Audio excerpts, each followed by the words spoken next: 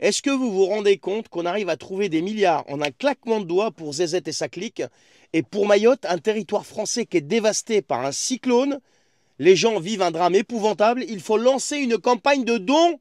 Alors je sais pas si vous, ça vous choque, mais ça me choque à un point inimaginable.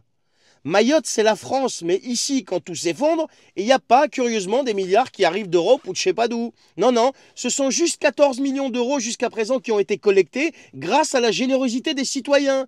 Ce qui est généreux, hein, mais ce qui représente une goutte d'eau face à l'ampleur des dégâts et au drame.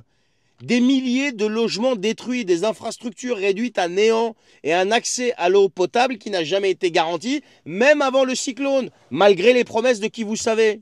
Et pendant ce temps, on parle de milliards débloqués pour des crises à l'autre bout du continent. Alors bien sûr que la solidarité internationale, c'est essentiel et tout ce blabla, mais comment expliquer qu'un territoire européen, un territoire français, doivent compter sur des dons pour survivre? Mais où est passée l'Europe dans tout ça? Vous savez, la puissance européenne, la solidarité européenne, le ensemble on est plus fort. Il est où le plan d'urgence? Ils sont où les fonds de reconstruction? Alors c'est pas une question d'argent, faut pas se leurrer, hein. L'argent, on sait où le trouver quand on veut. C'est une question de priorité. Alors quand un territoire français crie à l'aide parce qu'il vient de subir un drame épouvantable et qu'on répond par une collecte, la vraie question c'est clair. À qui, à quoi notre solidarité est-elle vraiment destinée? Il faut répondre à cette question. À qui, à quoi notre solidarité est-elle vraiment destinée? Mais moi, c'est plus que ça me choque. Je comprends pas. Alors je sais pas si entre-temps ils ont fait quelque chose, mais aux dernières nouvelles d'hier soir et de ce matin, il n'y avait rien, hein. Juste la Fondation France, ou je sais pas qui a lancé une collecte de dons. Et merci aux donateurs, bien sûr.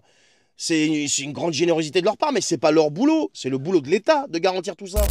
On vient d'exploser tous les records, les amis. La dette publique de la France dépasse désormais 3 300 milliards d'euros. Ça représente 113,7% du produit intérieur brut. Oui, vous avez bien entendu, la France doit plus qu'elle ne produit. Et cette dette ne s'arrête pas là. Elle n'arrête pas de gonfler. Mais comment ça se fait? Comment on en est arrivé là? Et surtout, jusqu'où ça peut aller? On va en parler dans cette vidéo. Mais avant, s'il vous plaît, commentez, likez, partagez. Si vous n'êtes pas abonné, abonnez-vous. Ça donnera un petit coup de pouce aux vidéos. Merci. Alors, il y a eu un temps où la dette oscillait entre 60 et 70% du produit intérieur brut. Mais ça, c'était avant. C'était avant la crise de 2008.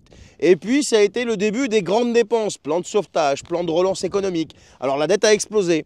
Et comme si ça ne suffisait pas, il y a eu le coco qui est venu enfoncer le clou avec le fameux quoi qu'il en coûte de M. Macron.